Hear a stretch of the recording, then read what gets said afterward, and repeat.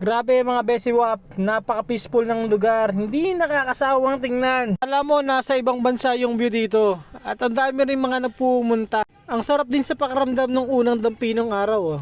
Medyo nakakalungkot nga lang kasi